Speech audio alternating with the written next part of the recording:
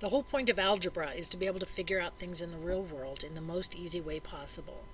So, in order to do that, we have to be able to convert real world situations that we normally would use words to describe into simple algebraic expressions and equations so that we can solve and figure them out. So we're going to look at a few examples here, and I'll give you some pointers and some helpful hints. But this is one of those things that you just have to kind of figure out a logical way. What is the sentence saying, and what's a logical way to write it? So let's look at the first one. 8 times, and right here, this is the first thing, 8 times a quantity. So a quantity generally means that you're going to put something into parentheses. So 8 times the quantity, and something's going to go in there. And you want to, they're usually set up, these kinds of sentences are usually set up when we speak in the form of telling you what you're going to do and then giving you a this and that, which is in front of and behind what you're going to do. So let me show you what I mean. Times means multiplication. So you find this word times and you think, okay, I'm going to multiply two things together. What are they? Well, there's the this, which goes in front, and the that, which is going to be the quantity, all of this part. Okay, so once you get the this and that, now you have a second setup, right? Well, the quantity we know is going to have a multiplication, so what is in the quantity? 4 plus a number n. Well, plus is a plus sign, so you put that down, and then you go for this and that. Well, what's the thing in front? 4. And what's the thing after n?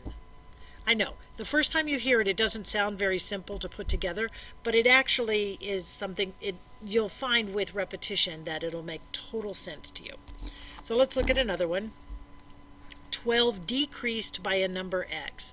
Well, decreased by a number x, decrease means minus.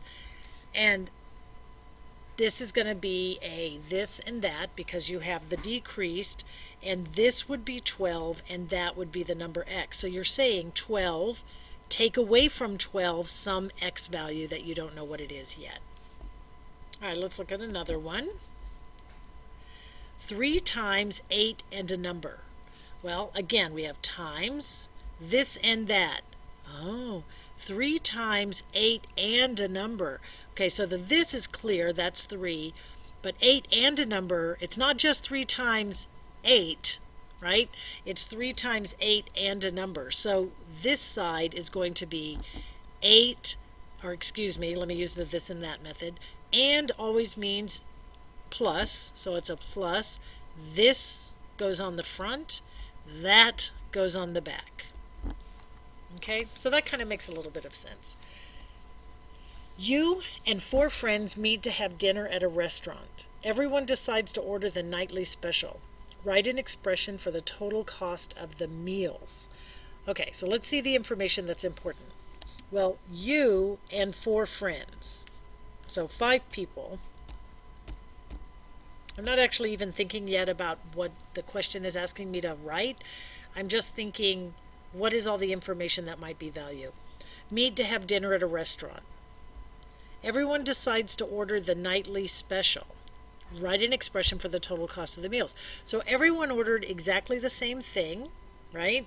And the nightly special, we don't know what the price of the nightly special is. It's an unknown value. So we need a variable for that. So let's let x equal the nightly special.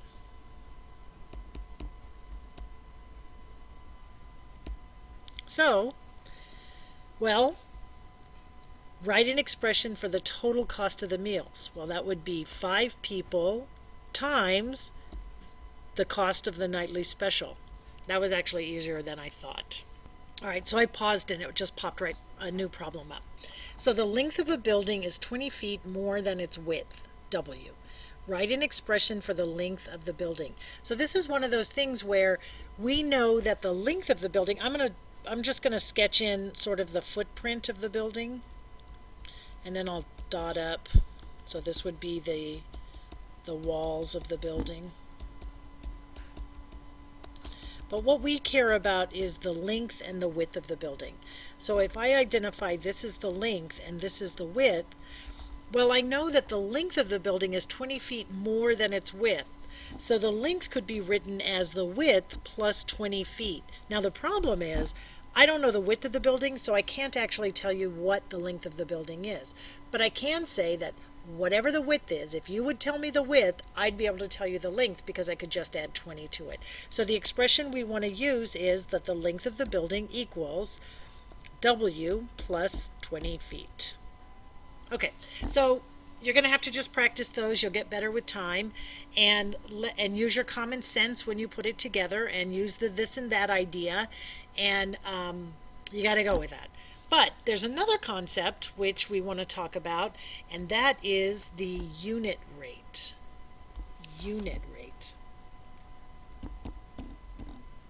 So a good example of the unit rate would be you buy a dozen eggs.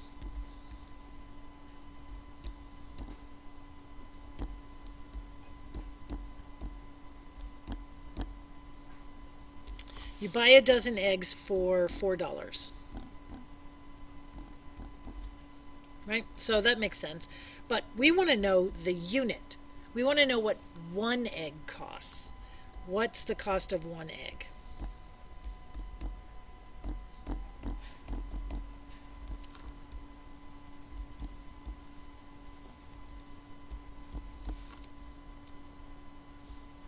So the first thing you want to decide is a conversion factor.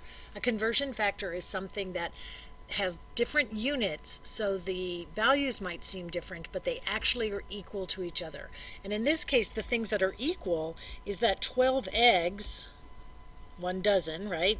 12 eggs equals $4. So these are dollars and these are eggs, but these are equal to each other because that's how much money you had to spend for the 12 eggs if you purchased them. So in order to set up a unit rate, we want to know what is the cost of one egg, right? So that means that we're looking at it cost $4, and we're putting cost in the numerator because that's the thing we want to know, right? It costs $4 for 12 eggs. Right? So we can set up a ratio with these two values since they equal the same thing. This is really like a number 1 because if I had the number 2 over 2, we know that that equals 1 because 2 is exactly the same thing as 2, so that equals 1. X over x also equals 1 as long as x doesn't equal 0 because you can't have a 0 in the denominator.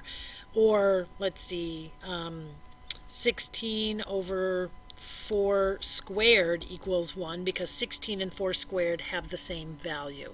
And so these equal 1. So what you've really done is set up a conversion or a ratio for converting. So here's what we want to do. We know that it costs $4 for 12 eggs. We want to know what does it cost for one egg.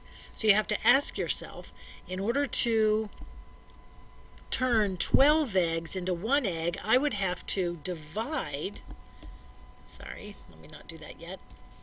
I would have to divide the denominator by 12 because 12 divided by 12 equals 1, which is always allowed as long as I also divide the numerator by 12. So what happens if I do?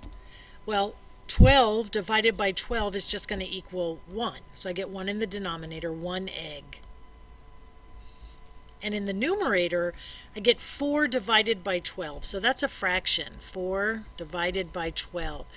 First thing we want to do is look at reducing it.